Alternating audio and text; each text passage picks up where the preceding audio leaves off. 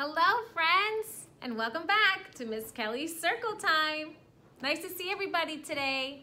Today is Wednesday, May 20th, 2020.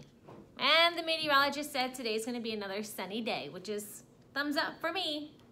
All right, everybody, I want to say a big good morning to everybody at home. I miss you all very, very much, and I hope you're having a great day. And I want to jump right into it today because Miss Kelly has something really special I want to show you, and I'm so excited.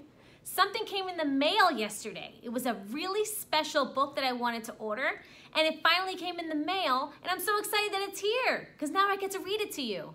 Do you want to see what it is? Give me a thumbs up if you want to see my book. Okay, here it is. I'm so excited.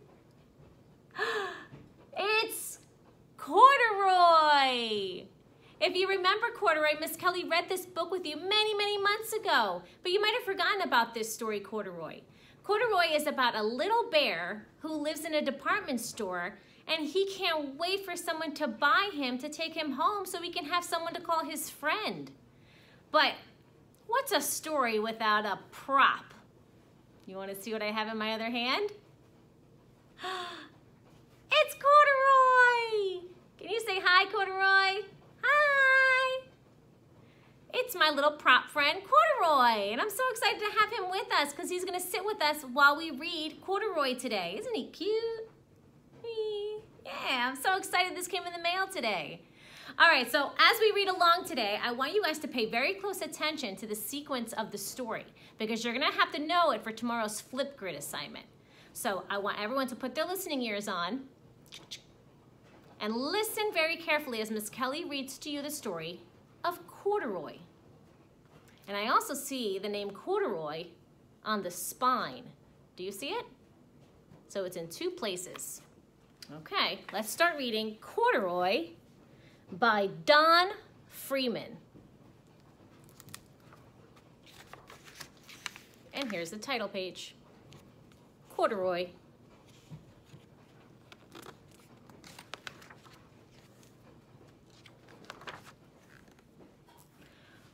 Make it closer so you guys can see. Corduroy is a bear who once lived in the toy department of a big store. Day after day, he waited with all the other animals and dolls for somebody to come along and take him home. Now, before we keep reading, can you tell Miss Kelly, where is the setting of this story? Take a close look. Where are we? Right, we're at the mall or the department store. And I see Corduroy right there. Do you see him sitting on the shelf? There he is. He wants somebody to come by and buy him. There's so many people at this department store. So the setting is at the department store, or you can say the mall. The store was always filled with shoppers buying all sorts of things, but no one ever seemed to want a small bear in green overalls. Then, one day, a little girl stopped by and looked straight into Corduroy's eyes. "Oh, Mommy, look, there's the very bear I've always wanted." "Not today, dear," her mother sighed. "I've spent too much money already. Besides, he doesn't look very new. He's lost the button to one of his shoulder straps."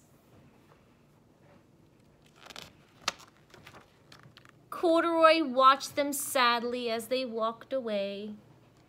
How do you think Corduroy feels? Sad, right? He's sad because he wants Lisa to buy him. "I didn't know I'd lost a button," he said to himself. "Tonight, I'm gonna see if I can find it."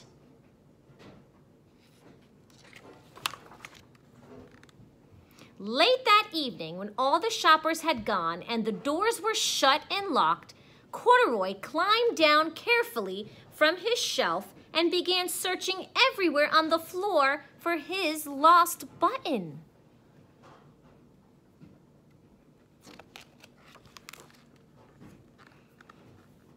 Suddenly, he felt the floor moving underneath him. Why is the floor moving underneath him? Do you remember what this is called? Right, an escalator. That's a big word. Quite by accident, he had stepped onto the escalator and it went up, up, up, up, up. Could this be a mountain, he wondered? I think I've always wanted to climb a mountain. Is this a mountain? No, but Corduroy thinks it is. He stepped off the escalator as it reached the next floor, and there before his eyes was the most amazing sight. Tables and chairs and lamps and sofas and rows of beds. This must be a palace, Corduroy gasped. I guess I've always wanted to live in a palace. Is this really a palace? No, this is just the furniture department in the mall where they have all the beds and couches and tables. So he wandered around admiring all the furniture. This must be a bed, he said. I've always wanted to sleep in a bed. And up he crawled onto the large, thick mattress. All at once, he saw something small and round. Why, here's my button, he cried, and he tried to pick it up. But like all the other buttons on the mattress, it was tied down. Is that really his button? No, that's part of the mattress, but to Corduroy, it looks like a small button. He yanked and he pulled with both paws until, pop! Off came the button, and off came the mattress, and Corduroy toppled down. Bang! Right into the tall floor lamp, and over it fell with a crash.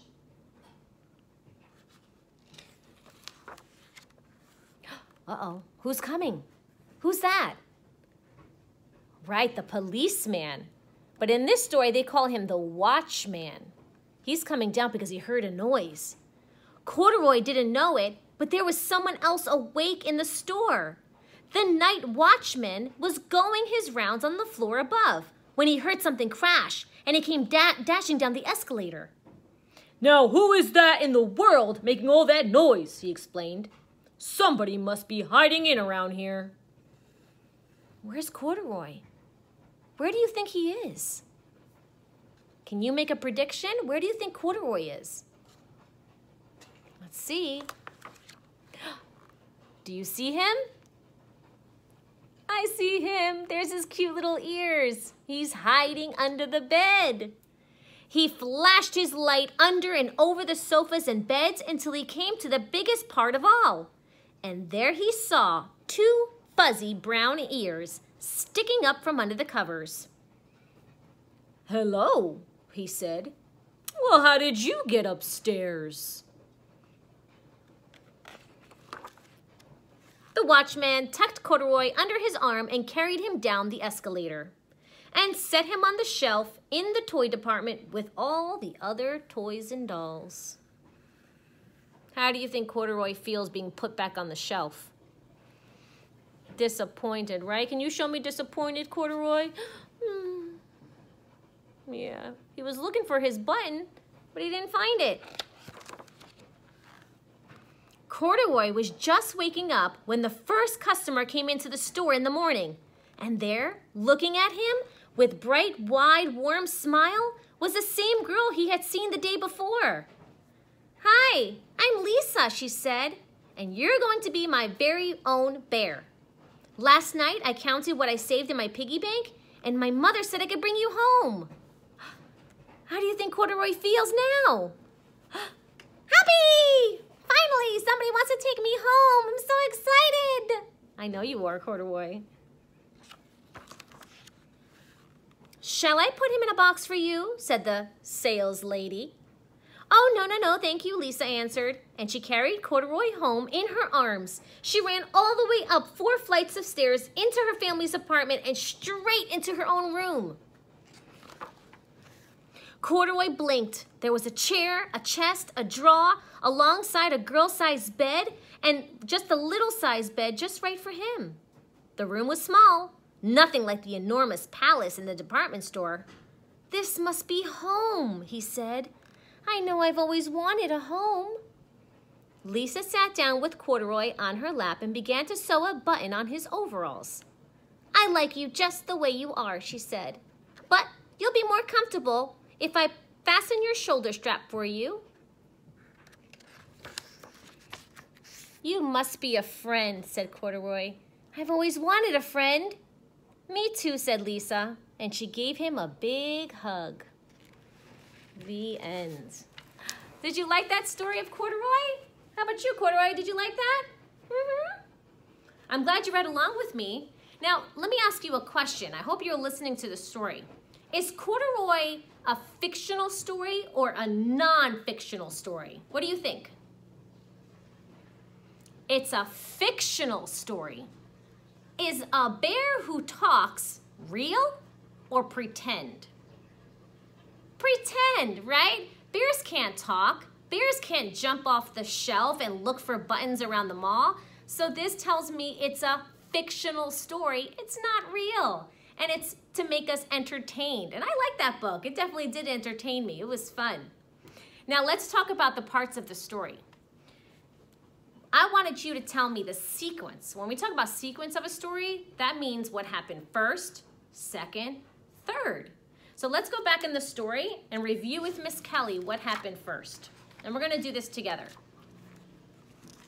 What happened first in the story? First, Corduroy got sold to Lisa, right? That was in the beginning of the book. Then, let me turn my page. Corduroy found a button, but it wasn't a real button. It was on a mattress.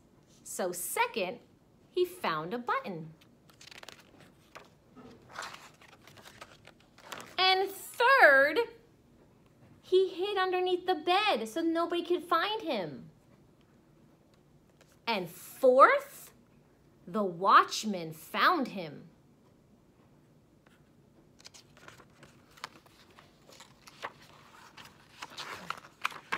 And then, fifth, they put Corduroy back on the shelf. And then sixth, he was sold to Lisa. And he went home with Lisa. That happened at the very end of the story. Okay, thanks for going over the sequence of the story with me. Now for today's Flipgrid assignment, you're gonna have to tell Miss Kelly what the sequence of the story is. So check your emails and you're gonna do a little printable worksheet for Miss Kelly. All right, everyone, that's the end of my story reading. Thank you for reading along with me. And Corduroy wants to say bye to everybody. Corduroy, you wanna say bye? Come on up here. Bye, everybody. Thank you for reading along with me. Mwah. Oh, that was nice, Corduroy. Maybe we'll come back and read your story another time. Bye, everybody. Have a great day today. Bye.